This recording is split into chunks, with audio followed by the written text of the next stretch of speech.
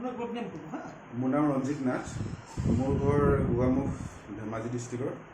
মই complete health shoe খাই আজি 20 দিনমানৰ মানে মই ব্যৱহাৰ কৰিছিলোঁ তাৰ ভিতৰতে মোৰ অলপ হাৰ্টৰ প্ৰব্লেম আছিলে এইটো একেবাৰে নাইকিয়া হৈ গ'ল তাৰপাছতে আছিলে ধৰক মোৰ প্ৰেছাৰ প্ৰব্লেম আছিলে আজিলৈকে মই ধৰক আজি 20 দিন প্ৰেছাৰ টেবলেট নোখোৱাকৈ মই আছোঁ তাৰপাছতে মোৰ আছিলে এলাৰ্জি প্ৰব্লেম অলপ আছিলে সেইটো মোৰ আজিলৈকে মানে হেৰি হোৱা নাই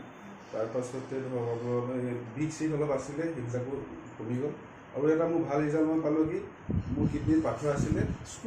মানে মাটিমাহ এটা অকণমান আজি 3 দিনৰ আগত ওলাই গৈছে গুৰি কৰিব লাগিব গোটাকৈ ওলাই গৈছে আচ্ছা আচ্ছা তাৰপাছত আৰু মোৰ ভিতৰত কিছু প্ৰব্লেম আছিলে ধৰক বদ হজমি আছিলে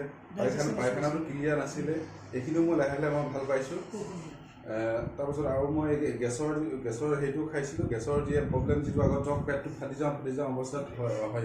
হয় সেইটো মই এতিয়া মানে কমপ্লিট কোমল ভাল ফ্ৰী পাইছোঁ আৰু মোৰ টোপনি ধৰক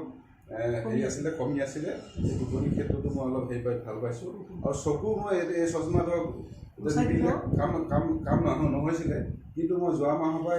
যেতিয়াৰ পৰা খাইছোঁ 10 দিনমান পাছৰ পৰা মই চশমা নহ'লেও কিছু কাম কৰিব পৰা হৈছে ঠিক আছে